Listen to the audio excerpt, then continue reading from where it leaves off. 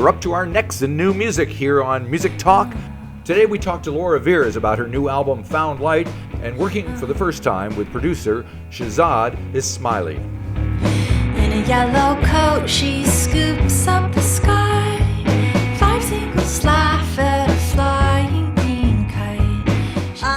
Shahzad Ismaili was my co-producer on this album, and he's a wonderful musician who lives in New York. He's got a studio in Brooklyn, and we had met 15 years ago on tour in Italy with Carl Blau, my other friend, and this other songwriter. And Right. He's like an accompaniment kind of person. He doesn't write songs, but he accompanies people on tour and also records people. And we had a really fun time on tour, and he made a bunch of cool records in the interim, one of which is Following Mountain by Sam Amadon, which I really loved. And Sam's a friend of mine. He's on Nonesuch, and we've done tours together. And I asked him if he liked working with Shahzad, and he's like, he's wonderful. So I pulled the trigger and called him, and he came out to Portland. I had already done some of the recording myself and some at my friend Dave Depper's house, who's the multi-instrumentalist from Death Cab for Cutie. But everything was just so tough in the pandemic, like single parenting and going through a divorce. Everything just like, it took a while to get the right combination of things and the right timing. But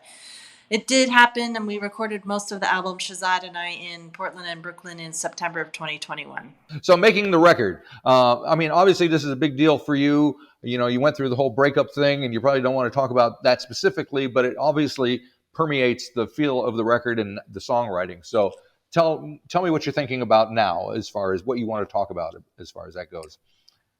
Thanks for asking in such a kind way. Sometimes people don't do that, so I appreciate your sensitivity around that. But yeah, so people who don't know, I divorced my husband of 20, well, we weren't married for 20 years, but we had a musical collaboration for 20 years, and we have 2 kids. And he was my producer for 20 years, so it was a big deal to end that relationship, but it was the right thing. And as a result, I had to figure out how I was going to make music going forward, and it was just a kind of like transformation of self and rediscovery of self that I'm glad I did, but it certainly wasn't easy. But yeah, you hear the kind of like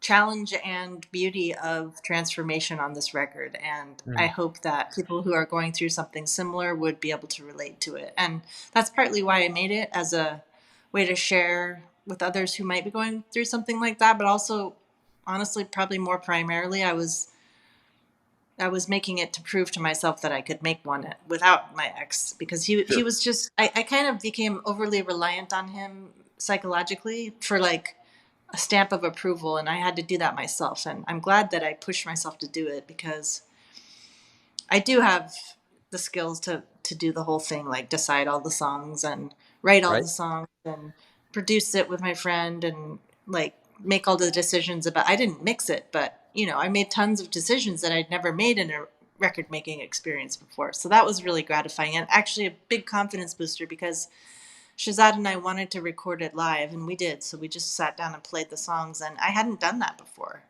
It was always more like play to a click, everybody's separate, and it's more like pieced together. And so this one was more like live, and you can hear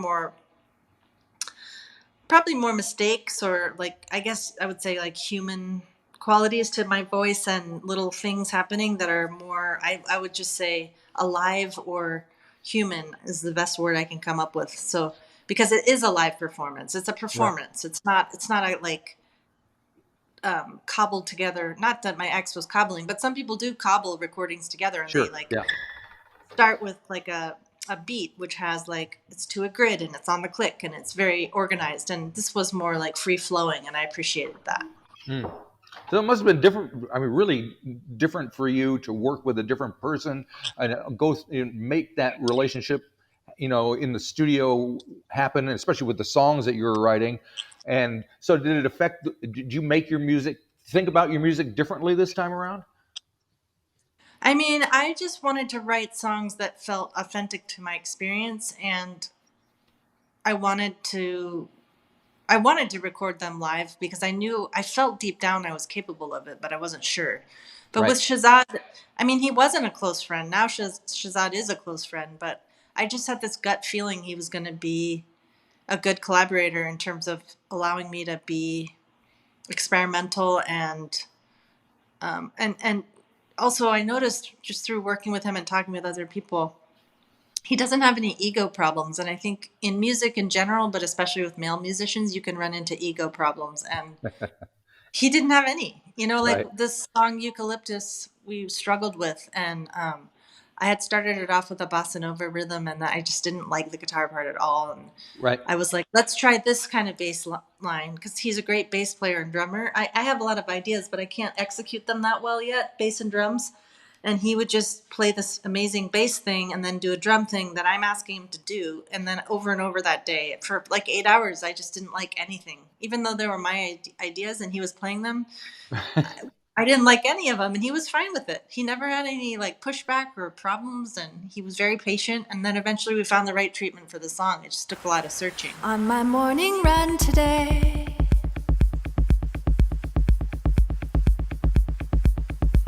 I passed a eucalyptus tree.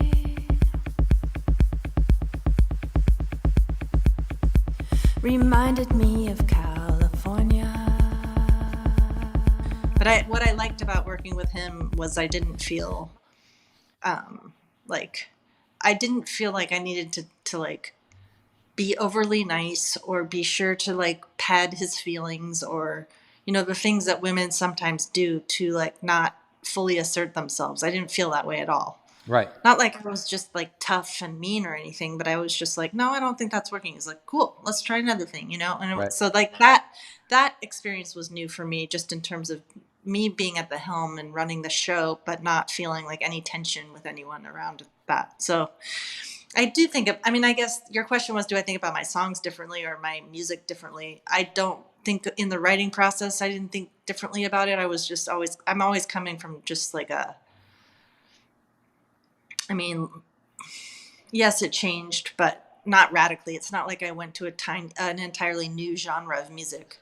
Right. But yeah, I don't know. Yeah, I do question like what I'll do next. I don't have any idea, and I don't even feel drawn to making music. I'm actually really drawn to doing visual arts right now. I've been doing a painting thing for over a year, and What that's kind of been painting? really fun. Like some abstract paintings and some pen and ink with acrylic added. They're on my Instagram. You can see them all. Okay. There. All right, I'll take a look. I'm Yeah, too old for Instagram. I can't figure it out. oh yeah, it's fine. It's like mostly abstract, bigger abstract paintings with canvas. But I think, like, I'm just at a very open stage of life. Right. I'm not partnered. I do have 2 kids, and I'm a single mom with like a heavy parenting schedule. But in general, like in my personal life and in my artistic career life, it's like a wide open book. And I guess you could Yeah. say that's true for anyone at any time. Like everything's always open, but it doesn't. I'm not locked into anything, and that feels good. Right.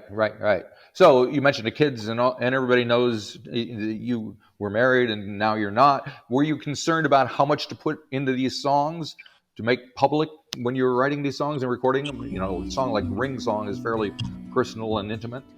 Maybe you'll hear me on the radio. Maybe I'll see you in a dream. Maybe next time I wake up when the hall of mirrors gleams, I pawn my wedding ring.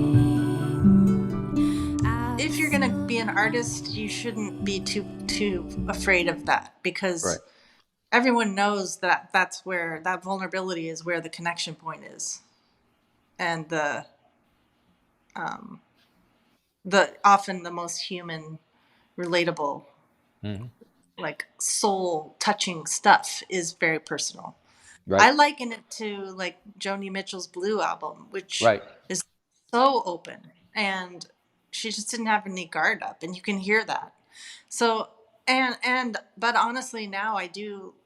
Right, this week I've been feeling a little vulnerable because I'm like, shit, I just really laid it all out there. But then I was like, you know what? What is the point of not doing that? Like if you're just gonna walk around with a mask on with your music, there really is no point in doing that. And the point of what I was trying to do was be really honest and open. And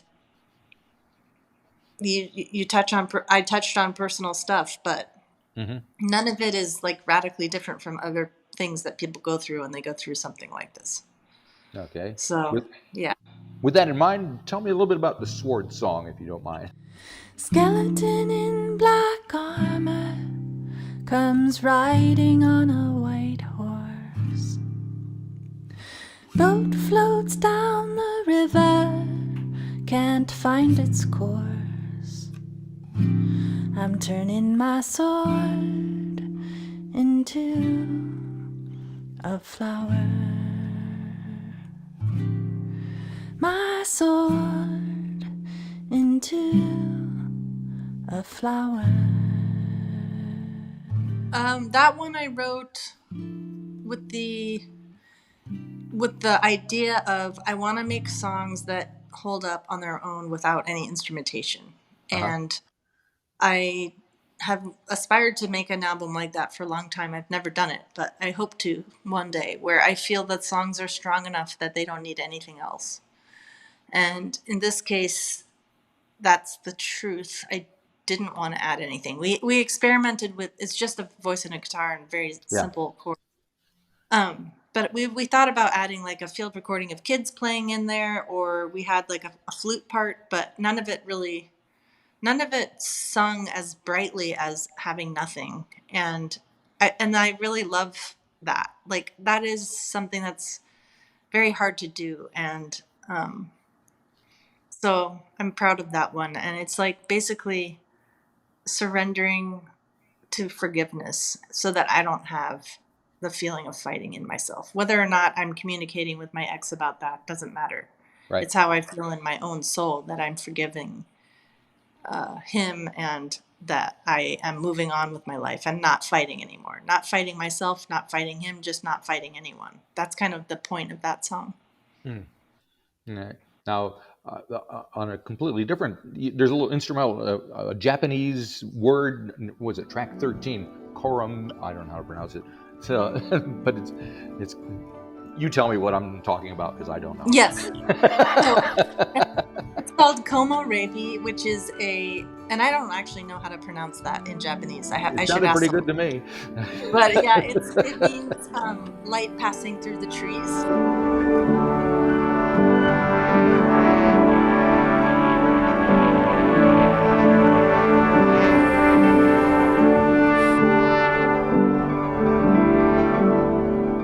I've always loved learning about the Japanese language because they have like one word that encapsulates 5 English words. And I just think that's so neat that they have their own word for light falling through the trees. And that's that word. And so that song came about when I was collaborating with one of the musicians who played on the album in New York. His name's Aaron Roach. And he was like, I'd love to do a remix of that song of, let's see, which one is that? Ring Song. Yeah. Yeah.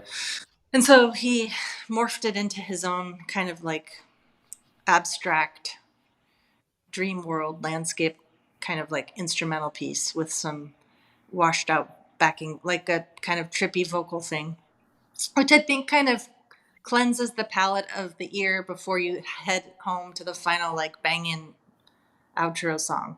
The Right. last song, which is like pretty aggressive, like I got this, kind of like I'm cool, I got this, outro song, which normally in the past I would have. I mean, my ex did all the sequencing too, so but he would always end the albums with a more pensive note, Right. like a thoughtful meditation note, and I was like, I'm going out like flaming with fire on this one.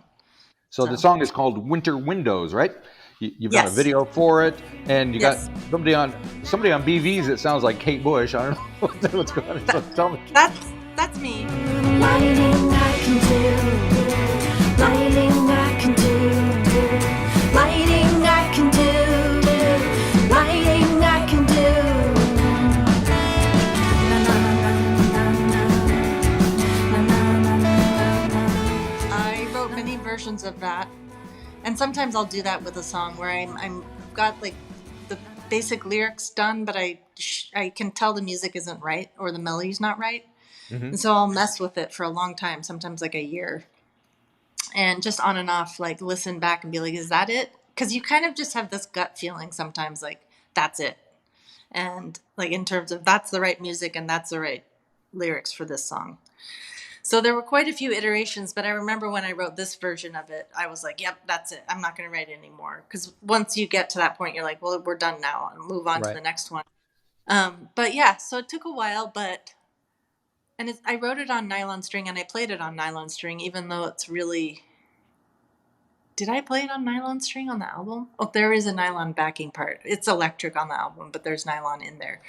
Anyway, it's about me taking the reins of my life, my whole life now, being a single mom and being an artist on my own, independent of any kind of like male partnership, or either romantically or musically. It's about like self-realization and strength. Like the strength of motherhood is the key element of that song. Uh-huh. And speaking of guitar, it ends noisily right at the end. And kind of, to me, it felt like it's like, okay, that kind of cleanses the palette for whatever's going to come next. What were you thinking about as far as that production choice? I just wanted people to go out with like a feeling of power. Like Uh-huh. I feel empowered. I feel power, and hopefully when someone hears that, they feel powerful. But yeah, instead of like a soft, pensive ending, and but I don't. Yeah, and I think it does. I mean, I feel like the whole record sets people up to wonder what's next, because it does Yep. chart a lot of new territory and a lot of different territory, sonic territory. So, and I actually have no idea what's next. Like, I just have no clue in the universe what is next for me as an artist. But if you're really honest with yourself, most of the time people don't know that's like the job of the artist, is to Yeah. walk in the dark. You don't know. You're in the dark. You have to make your own light and find your own way, and you don't know where you're going for a long time. Then you start to see where you're going, and then you can craft the whole thing.